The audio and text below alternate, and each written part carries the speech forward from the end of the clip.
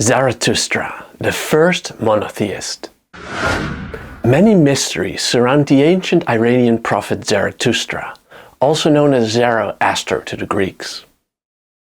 He created a new faith that would become the official religion of the entire Persian Empire for more than 1,000 years. In his sermons, known as the Gathas, he presented a religion of surprising clarity and simplicity, especially compared to the other religions of his day. Boldly, Zarathustra redefined all the existing gods of his culture as demons, and instead mentioned only one god by name, namely Ahura Mazda, or the Thinking Lord. Besides Ahura Mazda, he did mention some divine entities, but they were merely personifications of abstract qualities such as good thought, right, and good health. His moral theory of the world was also surprisingly simple. People either supported Ahura Mazda by creating order on earth, or they supported the forces of chaos, causing a world of violence, poverty, and death. In the Afterlife, we read, Ahura Mazda would judge all people based on their actions and send them to either heaven or hell. Judaism at the time had no clear conception of an afterlife, and therefore also no judgment of the dead.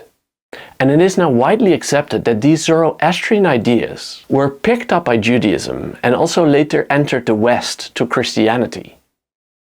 And on top of this, Zoroastrianism also has a strong connection to the East. The community to which he belonged was closely related to the Aryans who invaded India around 1500 BC. And we know this not only because of the endless similarities in the early Iranian and the early Indian language, but also because Zarathustra's competitors believed in the same gods as the Aryans, including the god Indra, Vayu, and the Nasatyas. In this lecture, we'll meet this character Zarathustra. We'll see him not just as a religious pioneer, but also as a man with many doubts, unsure if his religion would outcompete the traditional religion of his day. And we find him defending cows against cruelty and slaughter. And in one sermon, we even read of a cow who, in her own words, speaks of her distress, the so-called cow's lament. So, we have lots to talk about. Let's start. Hey, good to see you. This is Stephan, author of In Search of the Sublime. On this World History channel, we'll trace humanity's relentless pursuit of scientific truth, moral excellence, and enlightenment. We'll meet anyone from Mesopotamian astronomers and Indian yogis to Greek philosophers and Enlightenment scientists. And you'll meet them firsthand using primary sources, giving you valuable insights that transcend the surface-level understanding you get on other channels. Go check it out for yourself. Let's start. As this topic will be new to most, let's start with some of the basics. According to the Gathas, Zarathustra lived somewhere in or around modern-day Afghanistan, which is part of the Iranian plateau. And his name Zarathustra seems to have meant something like old camel man, and his last name was Spitana. That was the name of his family. Zarathustra established himself in opposition to the Indo-Iranian religion that he grew up with. The Indo-Iranians were a branch of the Indo-Europeans, and they came into existence somewhere in the 2nd millennium BC, and they eventually diverged into a distinct Iranian and a distinct Indian branch. The common origin of the Indians and the Iranians can be clearly seen by the endless similarities between Avestan, the old Iranian language, and Sanskrit, the Indian language. And as mentioned before, they even shared the same gods. It is a tougher question to figure out when Zarathustra lived. The latest possible date is the 6th century, since we have inscriptions by the Persian king Darius I, which mention the god Ahura Mazda, Zarathustra's god. They read, Ahura Mazda is the great god who set in place this earth, who set in place yonder sky, who set in place man, who set in place peace for men, and who made Darius king, one king over many, one commander over many. And we continue, When Ahura Mazda saw this earth being in turmoil, he gave it to me, that is to Darius. He made me king.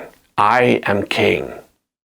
We also know that Darius' father was named Vishtashpa, which is a name also mentioned in the Gathas.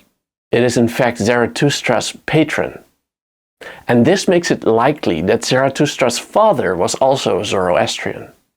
And that is the earliest reference we have of Zoroastrianism that can be solidly dated. Scholars are divided into two schools concerning the exact era in which Zoroaster lived. Many scholars place him in the 6th or 7th century BC, believing it is unlikely that there is too wide a gap between Darius' father and the Gathas. But some linguists point to similarities in the language of the Gathas and the oldest hymns of the Rig Veda from India, and these texts are dated to somewhere between 1500 and 1000 BC. So Zarathustra might as well have lived in this era. I personally find this argument very appealing, yet some languages have been known to stay frozen in time for centuries, especially religious languages.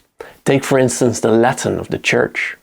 So we cannot be sure if Zarathustra could be placed that far back in time. Now let's take a closer look at the Gathas themselves.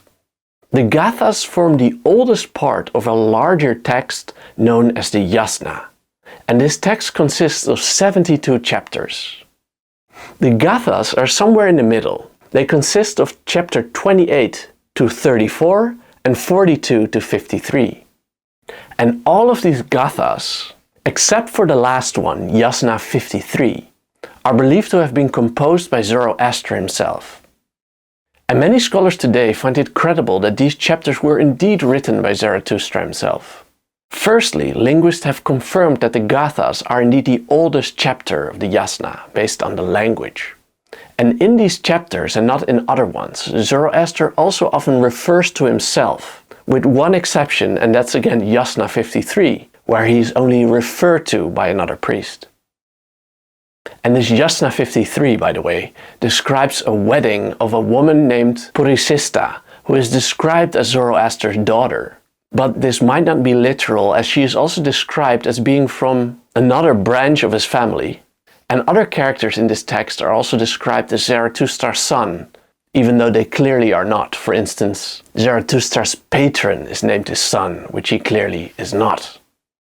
In between the Gathas, we find the so-called liturgy in 7 chapters. And these chapters seem to have been written just after Zoroaster's death.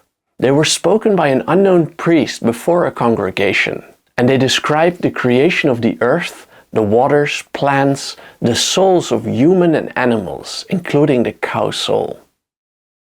Both the Gathas and this liturgy in 7 chapters are written in a language known as Old Avesta. And this is not the case for the rest of the Yasna, which was written in a related but substantially younger language known as Young Avesta, which probably developed some centuries later. Now, let's take a closer look at Zarathustra's beliefs. In the Gathas, Zarathustra presents himself as a conscious creator of a new faith. He even calls it the religion of mine that I am to perfect. He names himself a priest, which is Hotar in Sanskrit and Zautar in Avestan, or a poet prophet, which is Rishi in Sanskrit and a Rushi in Avestan, or a praiser of Ahura Mazda, or a mantra man, related to the Indian word mantra that we now also sometimes use in the West. Some chapters mention Zoroaster addressing his followers, and the Gathas are actually his sermons to his people.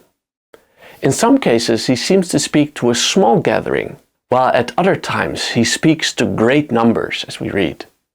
The text also speaks of worshipping Ahura Mazda with upraised hands beside a fire altar, and it also mentions the offering of dairy, although we do not get many clues about the rituals they performed, unfortunately. As mentioned before, Zarathustra redefined the gods of his culture as demons. And this inversion was already apparent in the Gathas, although the specific names of these gods were not mentioned here. But in a later Zoroastrian text, called the Videvdat, we find the thunder god Indra and the twin chariot gods called the Nasatyas, who also star in the Indian Vedas, but the text clearly identifies them as demons. In other texts we also read of the god of contracts, Mithra, and the wind god, Vayu, who also appear in the Indian Vedas, but these gods are regarded positively in both cultures. But now back to the Gathas. Here the demons are referred to as Devas, and this word is related to the Indian word Devas, which were considered the good gods by the Indians. And interestingly, the word Deva is also related to the Latin word Deus, meaning God, and also to the Indian god Diaus and the Greek god Zeus. Very interesting how far these words can spread. Similarly, Zarathustra's word for God was Ahura, while the related Indian word Asura came to mean demon. So the words for demon and gods were swapped in both cultures. Although I do have to mention that in the oldest hymns of the Rig Veda, there were both good and bad Asuras. The word Kavi or Kavi in Sanskrit, which originally meant poet-prophet, underwent a similar evolution.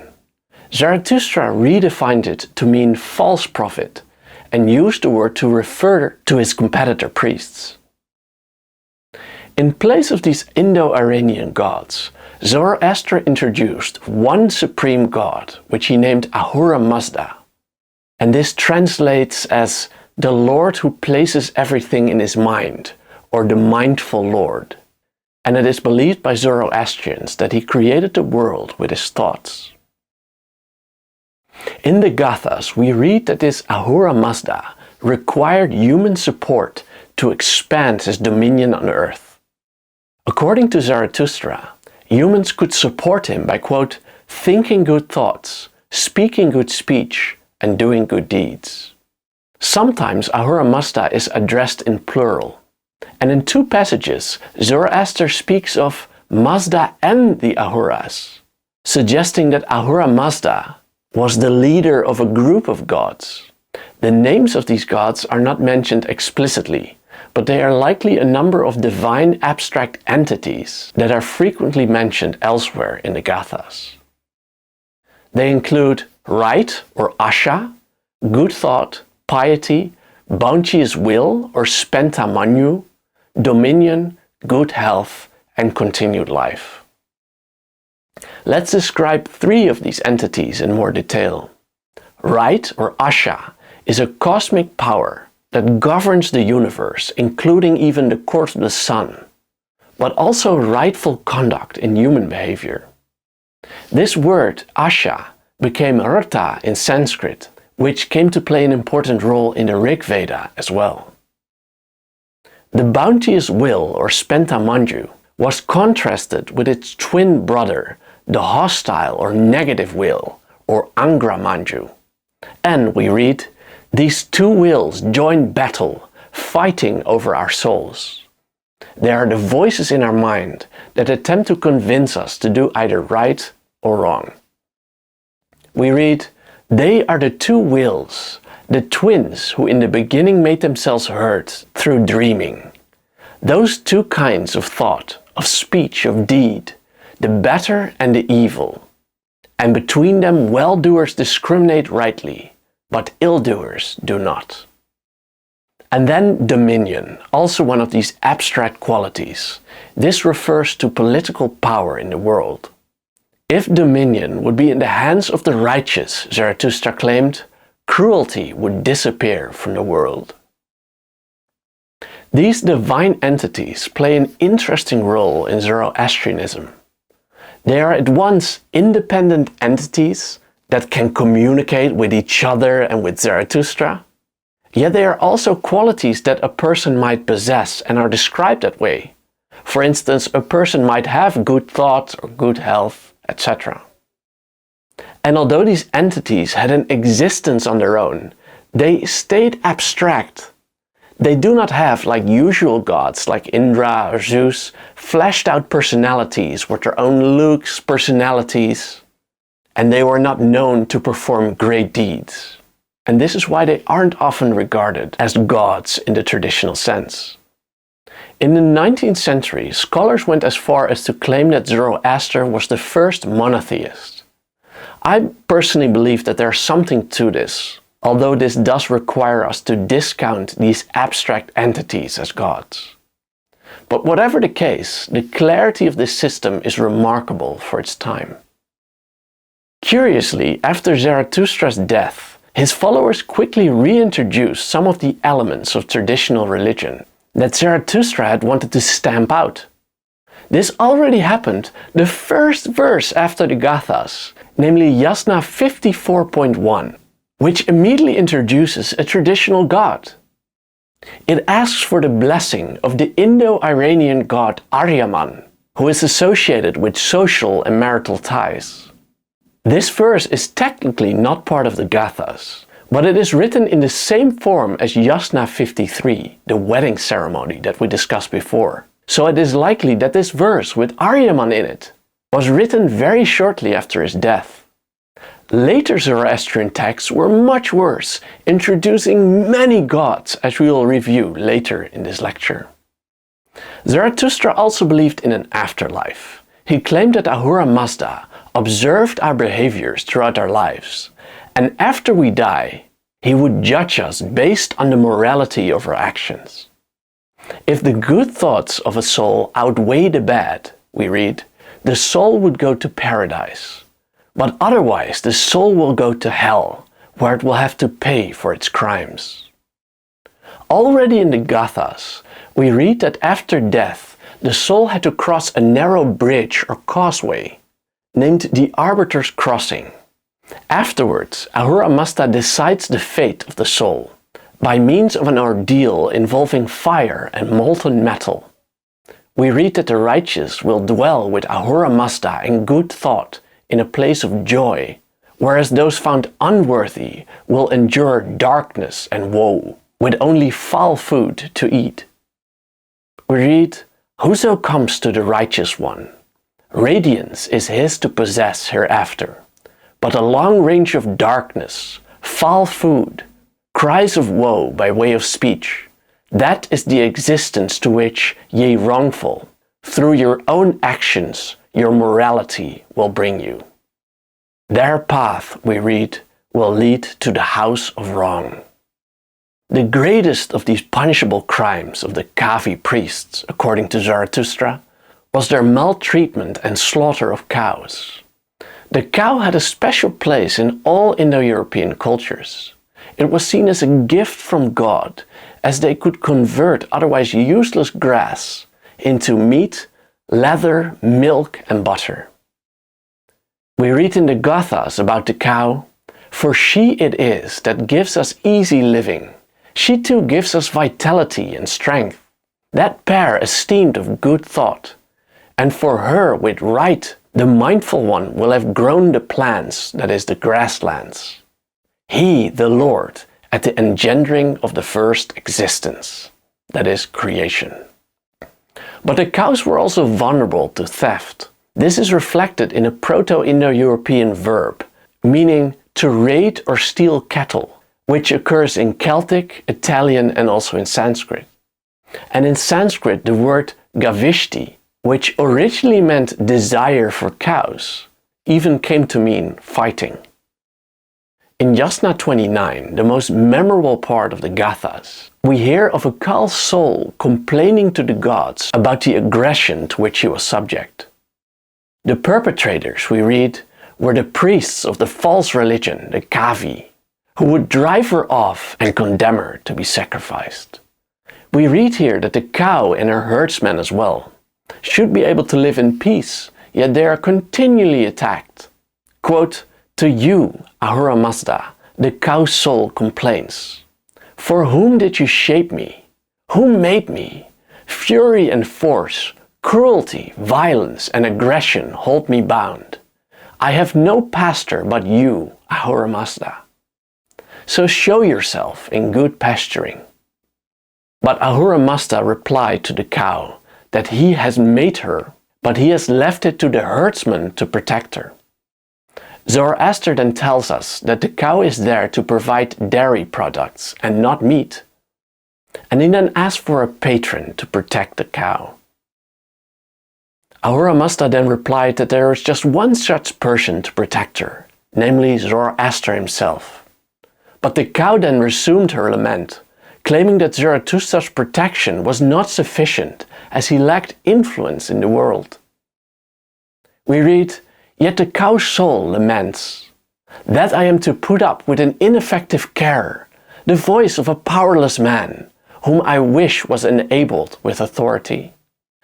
The cow then prayed for Zoroaster to be given the power necessary to succeed, and she then expressed trust that the Lord would provide. Zarathustra then claimed that he could be the one to bring about change. We read, "Where are right and good thought and dominion? It is me with right that ye in your providence must acknowledge, Ahura Mazda, for that great right. Lord, come down to us now in return for our liberality, your followers." The cow also starts in the story of how sin was brought into the world. Initially, Ahura Mazda's creation was perfect, we read, yet it was corrupted through the actions of wrong. And this was brought about by an Indo-European mythological figure named Yima. Yima was a widespread character whose name is related to the Norse figure Ymir and also to the Sanskrit figure Yama, and all these words mean twin.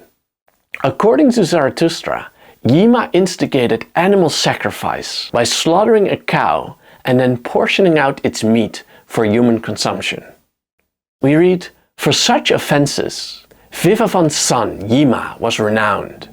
He sought to gratify our mortal race by feeding them portions of the cow." After this event, the goal of the followers of right became to restore the perfection of the first existence, that perfect creation at the beginning of time. We read, "May we be the ones who will make this world splendid." And those who contributed to this would receive the title Healer of the World, or Strengthener, or Saoshyant, which would become a very important concept in later Zoroastrianism. As mentioned before in the Laments of the Cow, Zarathustra openly doubted the success of his movement. He regularly complained that he lacked a patron powerful and wealthy enough to make his religion dominant and to overtake his opponents. We read, "What man is ally to Spitama Zarathustra, mindful one? And this I ask thee, tell me straight, Lord, how am I to journey in accord with you, towards my goal of attachment to you, and make my voice effective in working for union with health and continuing life by means of that prescript which cleaves to right?" At times he complains that the poets of wrong, despite mistreating and killing cows, frequently owned the most cows and controls most of the pastures. Sometimes he even stated that his community and livestock were in actual danger and therefore in desperate need of a powerful patron for protection. In one sermon he desperately concluded that Ahura Mazda must be dissatisfied with him and asked what he could do to possibly please him. Yet in other cases he appears more confident, stating that he has in fact found a patron named Vishtashpa, who was himself a Kavi, yet he is also described as a righteous man, a good Kavi. Curiously, Zarathustra's followers quickly reintroduced some elements of the traditional Iranian religion that Zarathustra so despised. As mentioned before, the old god Ahriman was praised already in Yasna 54.1. And in the Liturgy of 7 chapters, written not much long after, we read of the worship of the earth and the waters. And in much later texts, as mentioned before, we even find an enormous number of gods that are introduced. These texts also add a Satan figure on par with Ahura Mazda. This character is known as Angra Manyu, whom we already met as the twin brother of Spentamanju. Curiously, in the Gathas, this Spentamanju is described as a son of Ahura Mazda, which would make Angramanju also a son of him. But this ran counter to the idea that Ahura Mazda only created the good. This was solved by making Angramanju the brother of Ahura Mazda and making them both sons of an impartial god named Time. And in this way, Zoroastrianism became a dualistic religion, with the forces of order and chaos constantly vying for supremacy. Zoroastrianism also came to have a much wilder mythology. Where the real Zoroaster was humble and flawed, he was later turned into an epic hero, the first poet-sacrificer who aided Ahura Mazda in protecting the world from evil. We read that Zarathustra's revelation initiated the last 3 millennia before the end of the world. His 3 sons, we read, the revitalizers or the Saoshyants, would be born from his semen, which was preserved in Lake Kansahoya, and would appear one by one each millennium, bringing the world closer to its end. When the last millennium would end, the last Saoshyant would raise the dead, and the dead will then pass through a river of molten metal, which would burn away their sins.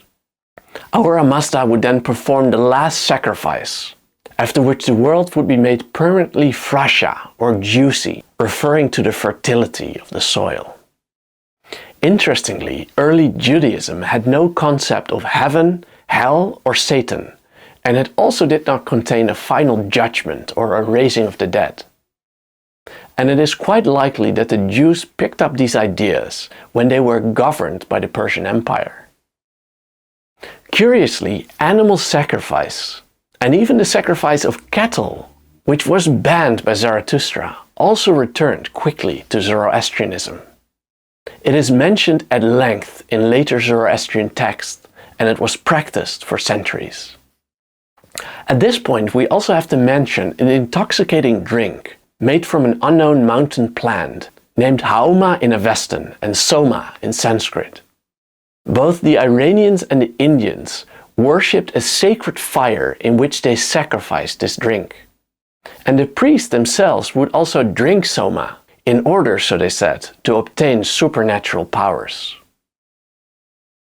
Interestingly, Soma is openly praised and also consumed in the later parts of the Yasna, but it is never directly mentioned in the older Gathas.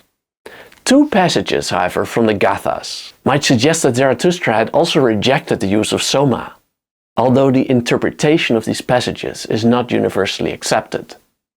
In Yasna 32.14, for instance, a word is used that would later become an epithet of Soma. We read, "The cow has been mistreated to the point of being killed by him who purifies the Soma by burning." So here Soma, if we read this correctly, is associated with his enemies. And in Yasna 48.10 we read, "And when does one strike out at this intoxicating urine," which might refer to Soma, "with which the Karpans, the enemies, cruelly give one stomach aches." But one scholar, however, by carefully comparing the use of words in the Avestan text and the Rig Veda, claimed that urine was usually positively associated with the consumption of Soma, and that in this verse it was evil that was smashed and not Soma. In his translation, the verse reads, "When did the urine of this intoxication smash the evilness by which the mumblers are causing indigestion?" So, and there we have it, the story of the great prophet and reformer Zarathustra. If you want to know more about Zarathustra, or many of the other topics from world history, read my book In Search of the Sublime. You can read it for free on worldhistorybook.com, or you can buy it on Amazon. See you next time. Bye bye.